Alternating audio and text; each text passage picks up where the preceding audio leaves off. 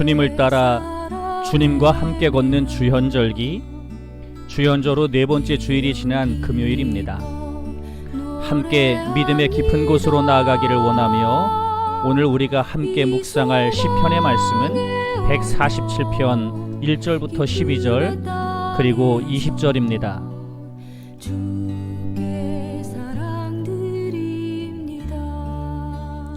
할렐루야, 야훼를 찬양하여라. 그 노래 얼마나 좋으냐. 우리 하느님, 그 찬미 얼마나 부드러우냐. 예루살렘을 세우신 분, 야훼, 흩어졌던 이스라엘을 모아들이시는 분, 상처 입은 마음을 고치시고 터진 상처를 싸매주시는 분, 별들의 수요를 헤아리시고 낱낱이 이름을 붙여주시는 분, 전능하신 우리의 주님 얼마나 크시냐. 그의 슬기 형용할 길 없어라. 야훼, 낮은 자는 들어올리시고 악인들은 땅에까지 낮추신다. 야훼께 감사 노래 불러라. 수금 타며 우리 하느님 찬미하여라.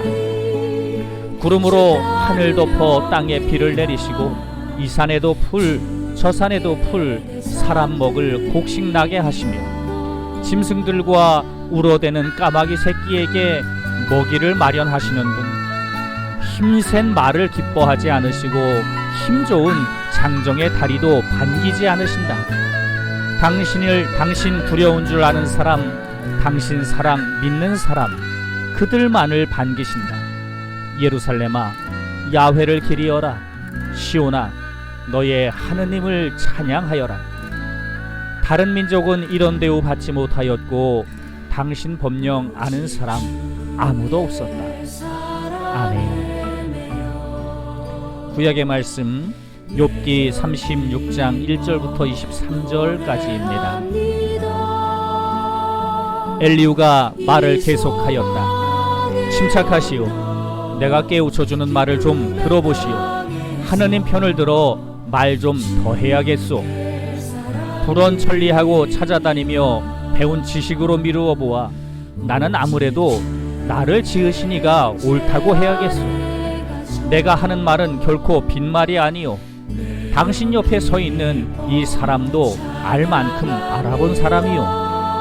못하실 일 없으신 하느님께서는 흠없는 사람을 물리치지 아니하시며 불의한 사람을 살려두지 아니하시고 억눌린 사람의 권리를 반드시 세워주신다오. 바르게 사는 사람을 외면하지 아니하시고 그들을 언제나 왕들과 같은 자리에 앉혀 영광을 누리게 하신다오. 사슬에 묶이든가 고랑을 차든가 하여 고생길에라도 들어서면 하느님께서는 그들이 한 일을 일깨워 주시어 제 잘난 못으로 거역했던 잘못을 깨닫게 하신다오. 귀를 열어주시어 타이르는 소리를 듣게 하시고 그릇된 길에서 발길을 돌리라고 속삭여 주신다오. 이 속삭임을 귀담아 듣고 바로 살고자 애만 쓰면 그들의 나날을 행복으로 뿌듯하고 즐거움이 해마다 철철 넘칠 것이요. 만일 그 속삭임에 귀를 막는다면 날벼락을 맞아 죽거나 쥐도 새도 모르게 죽을 것이요. 하느님 무서운 줄 모르는 사람은 고랑을 차고도 하느님께 부르짖기는커녕 화만 내며 색에 빠진 자처럼 근력이 질에 말라 다 살지도 못하고 죽어가지요. 그러나 하나님께서는 고생을 시켜가며 사람을 건지신다오. 고난 속에서 사람의 귀가 열리게 해주신다오. 당신이 곤경에 빠질세라 하느님께서는 손짓하여 건져내시고 앞길을 환하게 열어주시며 상다리 부러지게 진수성찬을 차려주셨소. 그런데 당신은 불의한 무리를 재판하지 않았으니 어찌 법으로 다스리는 재판을 벗어나겠소. 이제 바짝 정신을 차리시오. 돈에 눈이 흐려져서는 안 돼요.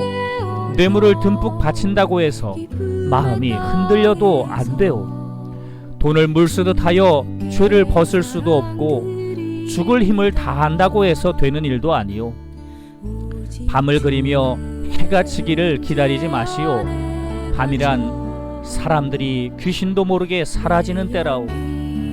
부디 나쁜 일에 마음을 쏟지 마시오. 당신이 지금 겪는 시련은 바로 그 때문이 아니오. 여보시오, 하느님께서 하시는 일은 아무도 따를 수 없소. 어떤 스승이 그 곁에라도 설 수 있겠소. 그에게 이래라 저래라 할 사람이 어디 있으며 당신 한 일은 잘못되었소 하고 따질 사람이 어디 있겠소. 아멘.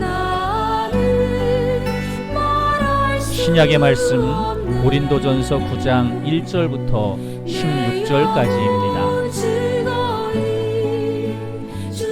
내가 자유인이 아니란 말입니까? 내가 사도가 아니란 말입니까? 내가 우리 주 예수를 뵙지 못했단 말입니까?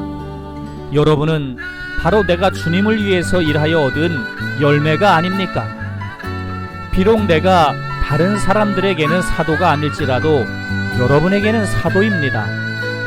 주님을 믿는 여러분이야말로 내가 사도라는 것을 증명해주는 확실한 표입니다. 나를 비판하는 사람들에게 나는 이렇게 답변합니다. 도대체 우리에게 먹고 마실 권리가 없단 말입니까? 우리라고 해서 다른 사도들이나 주님의 형제들이나 베드로처럼 그리스도를 믿는 아내를 데리고 다닐 권리가 없단 말입니까? 혹은 나와 바르바나에게만 노동하지 않고 먹을 권리가 없단 말입니까? 자기 비용을 써가면서 군인 노릇을 하는 사람이 도대체 어디 있습니까? 누가 포도밭을 만들어 놓고 그 밭에서 열매를 따먹지 않겠습니까? 또 도대체 누가 양을 친다면서 그 젖을 짜먹지 않겠습니까? 내가 단순히 인간의 경험만으로 이런 말을 하는 줄 아십니까?